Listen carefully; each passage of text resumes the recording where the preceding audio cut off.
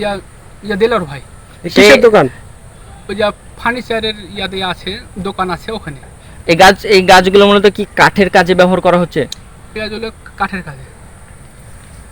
Ranchi medical বিশ্ববিদ্যালয়ের নির্মাণধীন ক্যাম্পাসে লুট হওয়া গাছের আজকে সার্বিক চিত্র আপনাদের সামনে তুলে ধরার চেষ্টা করব। দর্শক, ইতিমধ্যে কিন্তু আমরা 3 জন শ্রমিককে আটক করেছি, যারা একাধিক নিউজ হওয়ার পর, গতকালকে একাধিক নিউজ হওয়ার পরও আজও তারা কিন্তু সেই গাছ কাটতে যে আমরা তাদেরকে ধরেছি। আমরা এখন বর্তমানে সেই সকল শ্রমিকদের মুখে বক্তব্য শুনবো এবং জানবো এই গাছ কাটার নৈপথ্যে আসলে কারা রয়েছে। ভাই, আপনার নাম এবং পরিচয়টা বলেন। আমার নাম মোহাম্মদ মোহাম্মদ ওমর ফারুক। আপনার বাড়ি কোথায় ভাই? বাড়ি স্যার নতুন বুথপাড়া। নতুন বোধপাড়া। আপনার বাপের নাম কি? আমার বাপের নাম আব্দুল মান্নান।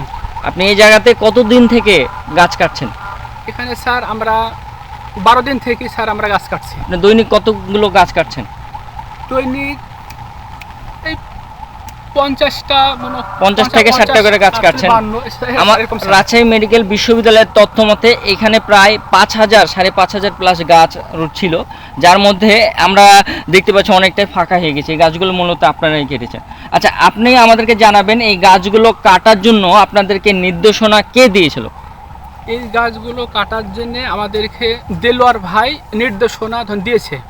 দেলোয়ার ভাই আমরা জানি যে এতটুকু হয়তো দায়িত্বে আসেইনি, এই ম্যানেজার মানে হোসেন কনস্ট্রাকশনের ম্যানেজার বর্তমানে। আচ্ছা, ম্যানেজার স্যার। এই যে এই গাছগুলো কাটার পিছনে কি কোনো ধরনের নথি আপনাদেরকে দিয়েছিল? এই গাছগুলোর কোনো নথি দেয়নি স্যার। আপনি কি জানেন যে এখন বর্তমানে গাছ কাটা হচ্ছে নিষিদ্ধ? আর যে কোনো গাছ কাটার জন্য অনুমতি লাগে?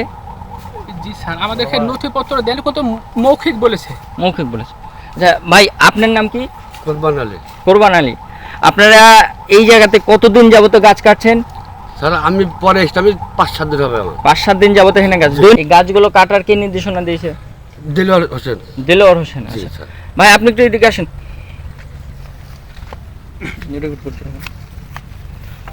ভাই, আপনার নামটা বলেন। মোহাম্মদ উজির আলী। উজির আলী। আপনার বাড়ি? বুধপাড়া। আপনার বাপের নাম কি? মোহাম্মদ জুনাব আলী। আপনি হোসেন কনস্ট্রাকশনের সাথে কতদিন থেকে কাজ করছেন? আমি ধরে মোটামুটি 10-12 দিনের কাজ করছি। 10-12 দিন থেকে গাছ কাটছেন। এই 12 দিনে কি পরিমাণ গাছ কেটেছেন আপনারা? মোটামুটি 40-50 টাকা হয় 40-50টা। প্রত্যেক দিন? প্রত্যেক দিন। আচ্ছা, গাছের এই গোড়া যে কেটে গাছ পিছনে কাটার যায়, নির্দেশনা আবার আপনাকে কে দিয়েছিল? হ্যাঁ, এই গাছ কাটার নির্দেশনা আপনাকে কে দিয়েছিল? ওই দেলোয়ার হোসেন দিয়েছে।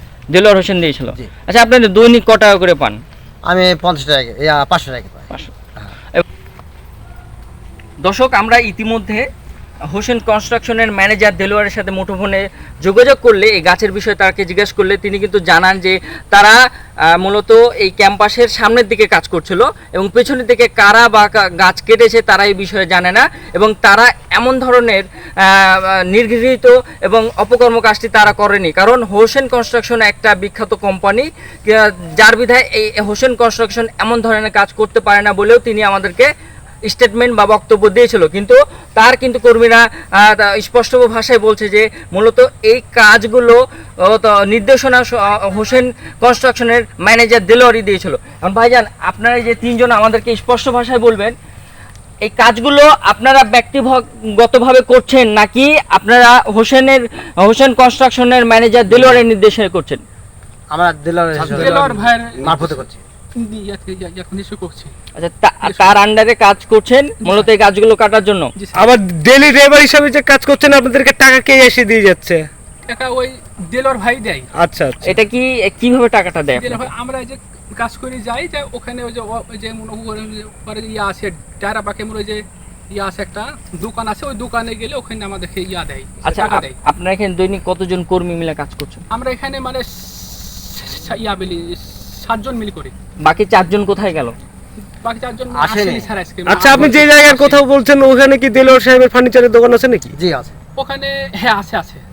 ওই কারণে মানে এই গাছগুলো কি ওই ফার্নিচার ওইখানে এই দোকানের ওখানে নিয়ে যায় নাকি? গাছগুলো হ্যাঁ একটু এই গাছগুলো হয়েছে ওই যে ভাইয়ের ওই দোকান আছে ওখানে মনে হয়। কোন ভাই? ইয়া ইয়া ইয়া দেলোয়ার ভাই। কিসের দোকান? ওই যে ফার্নিচারের ইয়াতে আছে, দোকান আছে ওখানে। এই গাছগুলো মূলত কি কাঠের কাজে ব্যবহার করা হচ্ছে? পেঁয়াজ হলো কাঠের কাজে। তবে এখন পর্যন্ত আপনারা 1000-এর উপরে গাছ কেটেছেন? ডেইলি যদি 50টা হয় তাহলে তো তাই হচ্ছে 12 দিন থেকে আপনারা কাজ করছেন। হ্যাঁ হ্যাঁ এখন পর্যন্ত কতগুলো গাছ 1000-এর উপরে গাছ কেটেছেন এই ক্যাম্পাসে রাজশাহী মেডিকেল বিশ্ববিদ্যালয়ের তথ্য মতে 5500-এর মতো গাছ ছিল, এখন আমরা অনেক গাছই দেখতে পাচ্ছি না, এখানে প্রায় 1000 মতন গাছ গাছ এই গাছগুলো আপনারাই কেটেছেন কাছাকাছি ওরকম কেটেছেন 1000